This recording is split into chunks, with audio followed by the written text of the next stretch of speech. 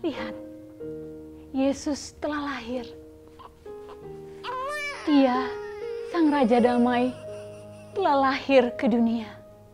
Maria, sungguh ini akan menjadi kabar sukacita bagi semua orang. Dan bangsa-bangsa akan menyambut dia dengan penuh sorak-sorai. Aku ingin menyanyikan Gita. Aku ingin memuliakan Dia, Sang Raja Damai, Sang Terang Ajaib.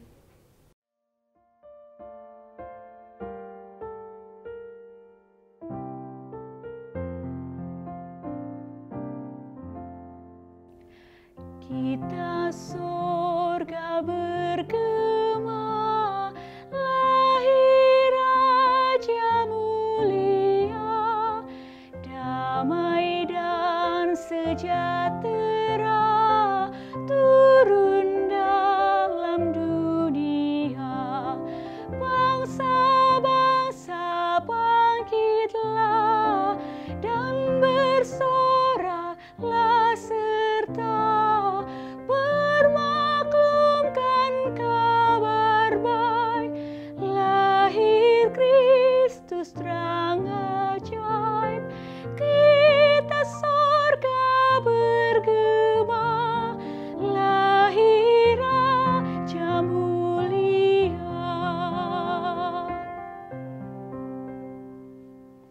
Yang di sorga disembah, Kristus Raja yang bakal lahir dalam dunia, dan Maria bundanya dalam daging dikenal, firman Allah yang kekal dalam anak yang kecil. Nyatalah Immanuel, kita sorga bergema, lahir Raja mulia.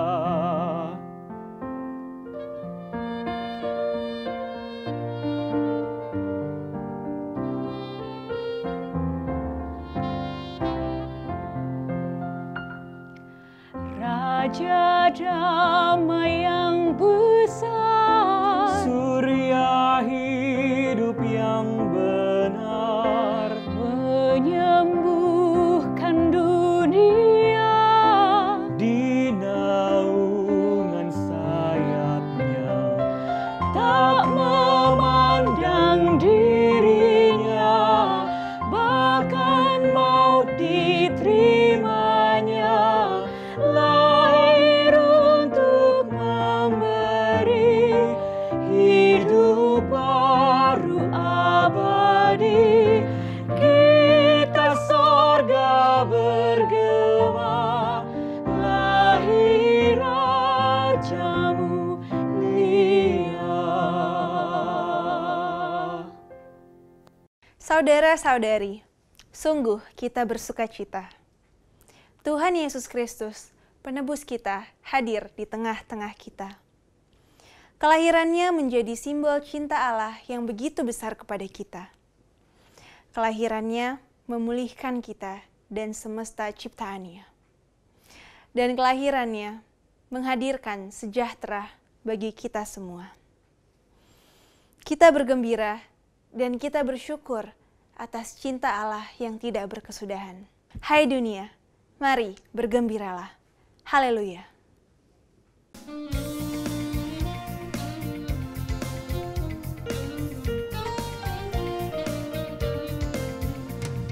Hai dunia, gembiralah dan sambut Rajamu.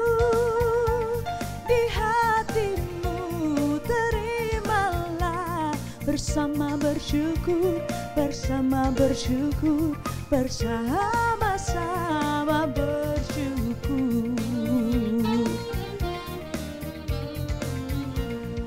Hai dunia, elukanlah Rajamu penebus.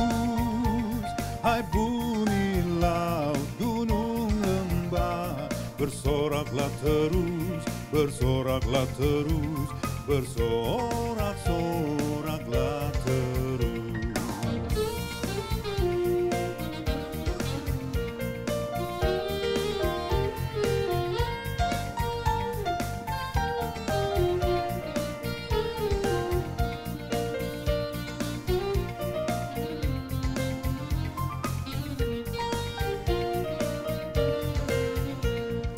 Janganlah dosa menetap di ladang dunia, sejahtera penuh berkah, berlimpah selamanya, berlimpah selamanya, berlimpah-limpah selamanya. Dialah Raja semesta, besar dan mulia. Masyurkanlah hai dunia, besar anugerahnya, besar anugerahnya, besar-besar anugerahnya.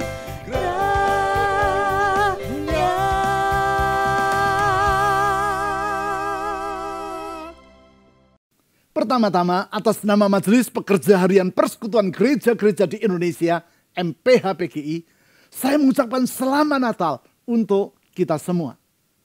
Apakah makna dari peristiwa Natal bagi kita yang hidup di masa kini, khususnya di tahun kedua dari masa pandemi ini? Itulah yang menjadi pesan Natal bersama dari Persekutuan Gereja-Gereja di Indonesia, PGI, dan Konferensi Wali Gereja Indonesia, KWI, untuk tahun 2021.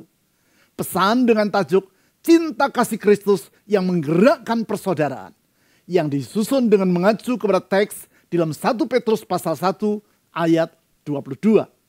Sebelum membaca ayat firman Tuhan tersebut dan mendengarkan urayanya, mari kita terlebih dulu berdoa. Ya Khalik alam semesta, yang telah hadir di dunia di dalam Yesus Kristus, tolonglah kami agar dapat memahami karya kasih-Mu dalam peristiwa Natal yang kami rayakan pada hari ini. Cerahkan pikiran kami dengan Roh-Mu dan tuntun kami dengan firman-Mu.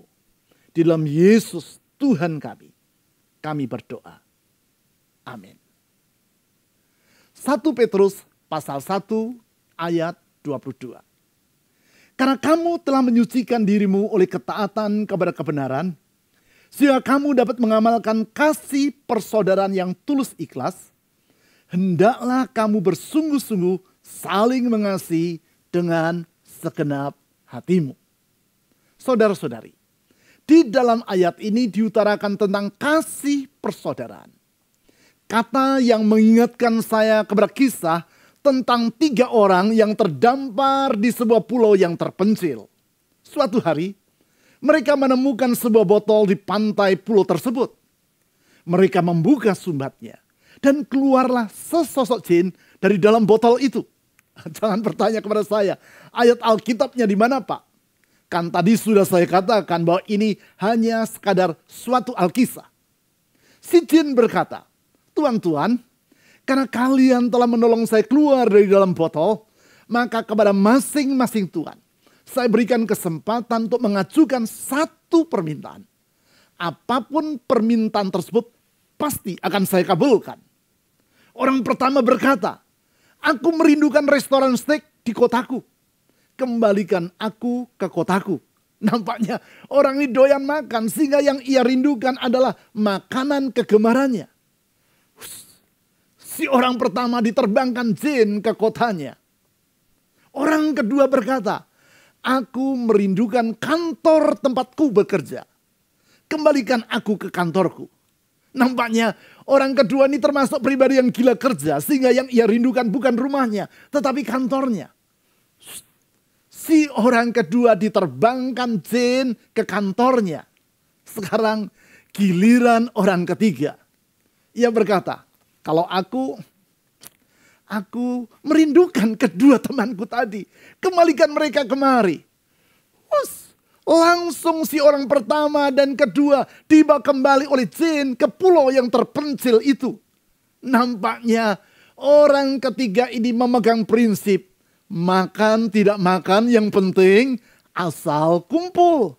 Nah, jangan anggap remeh prinsip yang dipegang oleh orang yang ketiga ini. Prinsip tersebut mencerminkan pandangan atau falsafah hidupnya, yaitu bahasanya kumpul atau relasi merupakan hal yang sangat berharga. Ini merupakan prinsip yang sangat penting. Karena pada hakikatnya bobot kehidupan kita ditentukan oleh kualitas dari relasi yang kita jalin dalam hidup kita. Di dalam hal ini yaitu kualitas dari relasi kita dengan Allah. Kualitas relasi kita dengan diri kita sendiri. Kualitas relasi kita dengan sesama dan dengan alam sekitar kita. Sesungguhnya itulah salah satu makna utama dari Natal. Melalui peristiwa sejarah tersebut, Allah menyampaikan pesan bahwa di dalam Kristus, Ia telah hadir di tengah umat manusia untuk memulihkan relasi manusia dengan dirinya. Pemulihan relasi yang membuahkan damai sejahtera di dalam hidup manusia dan di antara sesama mereka. Relasi yang harmonis di antara sesama manusia atau relasi kasih persaudaraan ini diutarakan dalam 1 Petrus pasal 1 ayat 22 yang telah kita baca tadi. Tentang hal itu, setidaknya ada 3 pertanyaan penuntun yang akan menolong kita untuk memahami maknanya. Ketiga pertanyaan tersebut adalah, yang pertama, apakah makna dari kasih persaudaraan? Makna yang paling sederhana dari kasih persaudaraan adalah bahwa kita memandang semua orang sebagai sesama saudara. Siapapun yang bersangkutan, tanpa memandang latar belakang budaya, ras, strata sosial, ataupun keyakinannya. Kita menerimanya sebagai saudara kita. Makna tersebut tercermin di dalam 1 Petrus pasal 2 ayat 17. Yaitu, hormatilah semua orang. Semua orang. Bukan orang tertentu saja. Semua orang. Artinya termasuk orang yang membenci dan memfitnah kita. Karena kita hidup sebagai pengikut Kristus yang konsekuen. Kita dapat mengasihi mereka dengan mengingat nasihat firman Tuhan dalam 1 Petrus pasal 4 ayat 8. Yaitu, kasihlah sungguh-sungguh seorang akan yang lain. Sebab kasih menutupi banyak sekali dosa. Dalam kasih tersebut, kita menghidupi persaudaraan yang melampaui ikatan keturunan ataupun identitas primordial lainnya. Sehingga dengan demikian, kita tidak hidup dengan jiwa yang sempit, namun dalam cakrawala kehidupan yang luas. Pertanyaan yang kedua, apakah wujud dari kasih persaudaraan itu? Wujud dari kasih ini dapat kita lihat dari nasihat yang disampaikan secara berulang-ulang dalam surat 1 Petrus. Yaitu agar kita, para pengikut Kristus, hidup melakukan kebaikan. Hal ini dicatat dalam 1 Petrus pasal 2 ayat 12, 15, 20, dan pasal 3 ayat 11 serta 17. Artinya, kasih persaudaraan tidak cukup hanya diucapkan, namun juga harus diwujudkan dalam tindakan nyata. Walaupun seorang suami setiap hari berkata kepada istrinya, sayang, aku mengasihi engkau. Namun bila perilakunya kepada istrinya tidak mencerminkan kata kasih, maka itulah yang disebut sebagai omdo alias omong doang atau kata-kata hampa yang tak bermakna. Perbuatan-perbuatan baik ini dipaparkan dalam pesan Natal bersama PGI dan KWI tahun 2021, yaitu bahwa kita harus menanggalkan perilaku yang memecah belah hidup persaudaraan seperti kejahatan, tipu muslihat, kemunafikan, kedengkian, dan fitnah. Sebagai contoh, yaitu sebaliknya dari menggunakan media sosial untuk menyebarkan fitnah dan kebencian, mari kita menyebarkan kebenaran dalam kasih dan kelemah lembutan. Sebaliknya dari hidup dalam kemunafikan dan kedengkian, mari kita saling mengasihi dalam ketulusan dengan tanpa mengorbankan kebenaran. Sebab kasih yang diamalkan dengan mengorbankan kebenaran bukanlah kasih yang tulus, namun bersifat semu dan dangkal. Sekarang, pertanyaan yang ketiga, yaitu mengapa kita perlu mengamalkan kasih persaudaraan? Tentang hal ini, di dalam surat 1 Petrus setidaknya dikemukakan dua alasan. Alasan yang pertama yaitu, karena kasih seperti itulah yang telah diteladankan oleh Yesus Kristus melalui kelahirannya di dunia. Hal ini tersirat di dalam surat 1 Petrus pasal 1 ayat 15 dan pasal 2 ayat 21. Alasan yang kedua, karena dengan hidup dalam kasih persaudaraan, kita mewartakan kebenaran dan damai yang sejati. Sehingga di dalam dunia yang tidak bersahabat, kita tetap dapat memberitakan karya kasih Kristus. Sebagaimana yang ditulis di dalam 1 Petrus pasal 2 ayat 12 dan 15. Karya kasih Kristus yang membaharui dan memulihkan relasi manusia dengan Allah. Mengangkat harkat hidup manusia. Serta memulihkan relasi manusia dengan sesamanya dan dengan alam sekitarnya. Kasih seperti itulah yang diungkapkan oleh Paus Yohanes ke-23 sehari sesudah hari Natal tahun 1958 melalui kunjungannya ke penjara Regina Coeli di kota Roma. Kepada para narapidana yang menyambut dirinya, Paus berkata, Anda tidak dapat datang kepada saya. Oleh karena itu, saya datang menemui Anda. Kalimat tersebut mengungkapkan makna yang sesungguhnya dari peristiwa Natal. Sebagai orang-orang yang terkungkung di dalam penjara, para narapidana tadi tidak dapat mengunjungi Sri Paus. Tembok penjara telah membatasi kebebasan mereka. Oleh karena itu, maka Sri Pauslah yang datang mengunjungi mereka di penjara. Supaya mereka mengetahui bahwa ada pribadi yang bersedia menyapa mereka dengan kasih. Itulah contoh dari kasih persaudaraan dalam bentuk tindakan. Itulah yang telah Allah tunjukkan kepada umat manusia melalui Natal, yaitu kelahiran Yesus Kristus. Kelahiran Yesus menegaskan bahwa sebagai manusia kita tidak dapat datang kepada Allah dengan upaya dan kebaikan kita. Namun oleh anugerahnya, Allah di dalam Yesus Kristus telah datang mengunjungi kita. Supaya dengan demikian, kita dapat mengalami kasih-Nya yang memerdekakan dan memulihkan. Pada gilirannya, kasih Kristus itulah yang harus kita hadirkan melalui kehidupan kita. Agar semua orang dapat ikut merasakan sukacita Natal yang kita alami. Mari kita berdoa. Ya Allah Khalik alam semesta. Di tengah sukacita Natal ini kami teringat kepada saudara-saudari kami yang sedang menderita oleh karena bencana erupsi Semeru di Jawa Timur.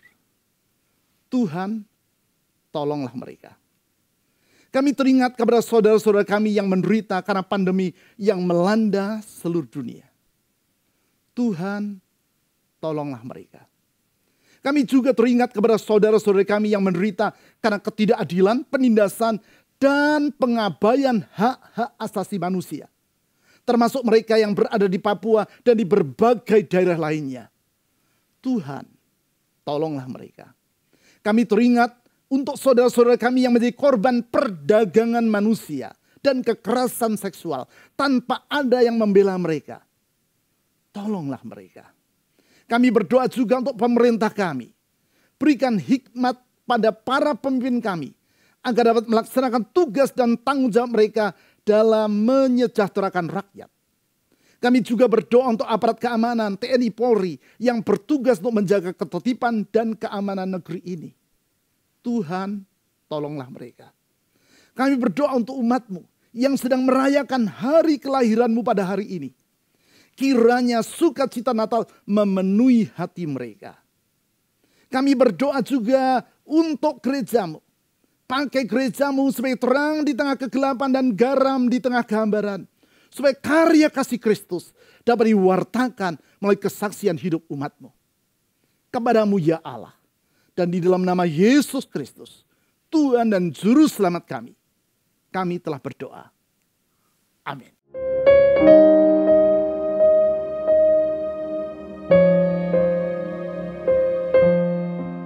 Kristus, Sang Damai, menghadirkan damai sejahtera bagi umatnya. Marilah kita bersama-sama mengalami sukacita Natal. Siarkanlah berita kelahiran Kristus, Sang Penebus kemanapun kita pergi. Dan bagikanlah juga sukacita dan sejahtera Natal itu bagi orang di sekitar kita.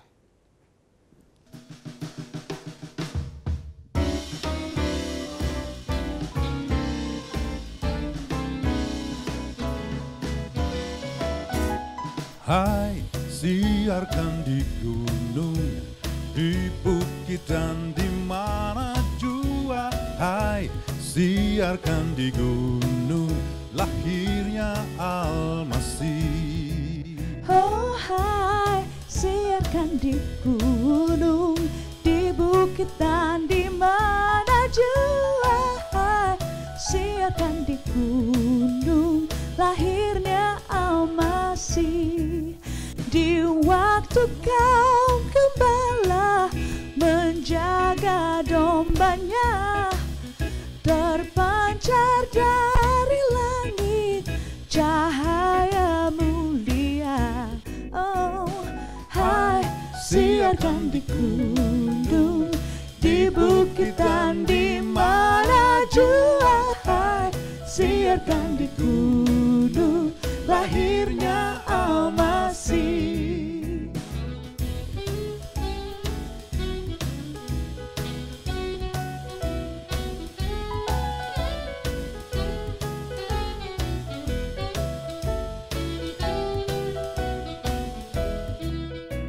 Gembala sangat takut ketika mendengar nyanyian bala sorga, gembira menggelegar. Hai, siarkan di gunung, di bukit dan di mana jua. Hai, siarkan di gunung, lahirnya Al-Masih. Hai, siarkan di gunung, di bukit dan di mana jua. Hai, siarkan di gunung, lahirnya